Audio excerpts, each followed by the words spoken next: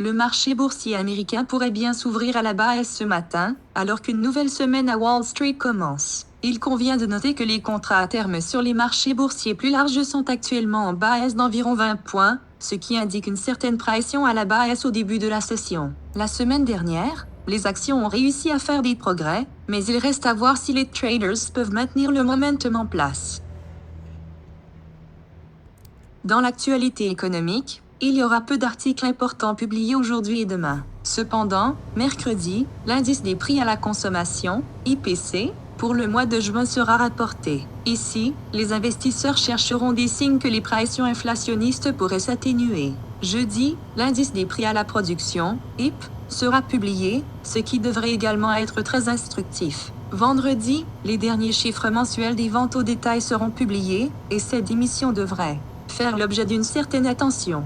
Pour l'avenir, l'inflation reste probablement la plus grande préoccupation pour les investisseurs, car la hausse des prix a créé des défis pour les entreprises et les consommateurs. En réponse, la Réserve fédérale a commencé à prendre des mesures, ce qui a exercé une pression sur les marchés financiers. Il sera important que la Banque centrale ajuste sa politique et apprivoise l'inflation sans créer de récession majeure et de ralentissement prolongé du marché.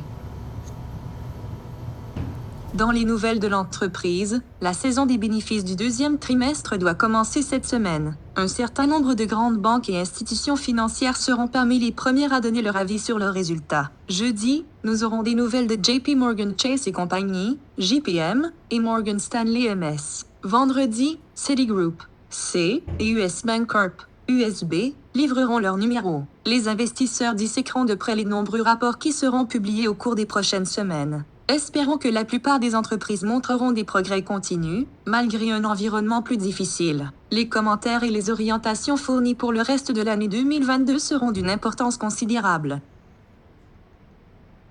D'un point de vue technique, le marché boursier a mieux agi après avoir atteint un point bas proche du niveau de 3650 en juin. De plus, bon nombre des principaux stocks technologiques ont commencé à se raffermir, ce qui est un développement constructif. Cependant, il convient de noter que de petits rassemblements peuvent avoir lieu sur les marchés baissiers, et que ces avancées peuvent ne pas conduire à beaucoup de progrès. Repousser l'indice S&P 500 plus large au-dessus de sa moyenne mobile sur 50 jours, soit tué autour de 4000, sera probablement le prochain défi pour les taureaux Adam Rosner.